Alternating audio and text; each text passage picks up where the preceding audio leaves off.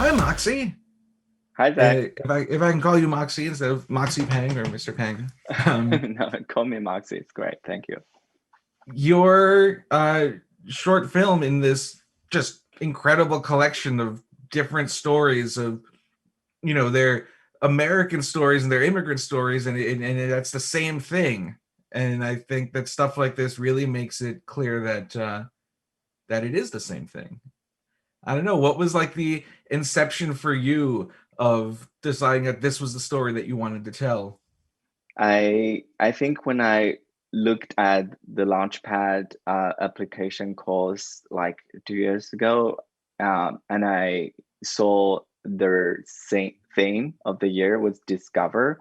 I realized that I want to tell some story that when I was discovering something, and I think for young filmmakers, we tend to like dig into our own experience because that's what we tell the best, without other materials.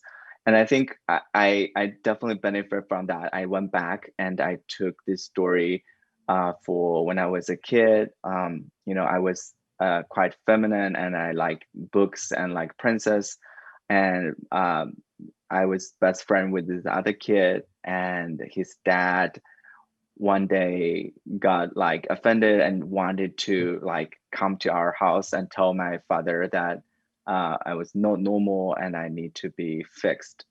And I felt heartbroken. I started to cry, and then my dad stood up for me and told the guy that he loved me for who I am. If I like books and arts and princess, it's okay. And I think that moment really resonated with me. And I think um, I want to tell the story for the kids out there that may be queer or trans or still just exploring their identity, and to just let them know it's okay if they don't fit in a box, if they want to be in between something, and it's okay to have the freedom to explore.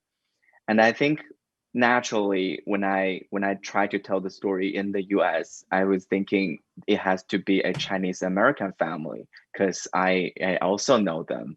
So that helped me get through the story. And then I started to think of like Rob being like Chinese American, and his identity is also like his immigrant experience. It's also this like feeling of being othered.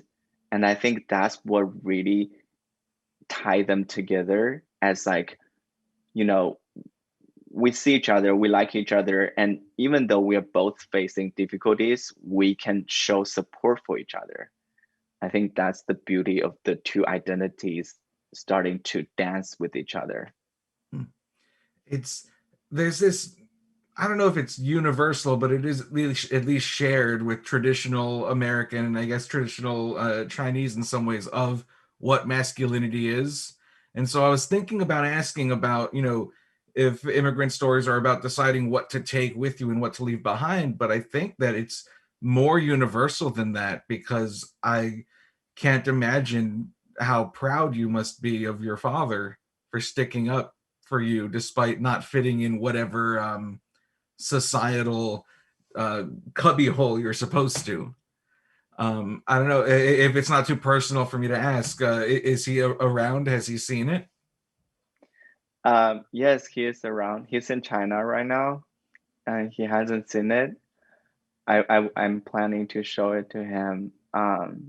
We haven't talked about this event for years, and I think it will be, yeah, I'm really grateful that my dad was like, stood up for me and saved me with grace. And I think it will be a real bonding moment for us both as adults to look back into this moment and feel like, oh, we were there for each other.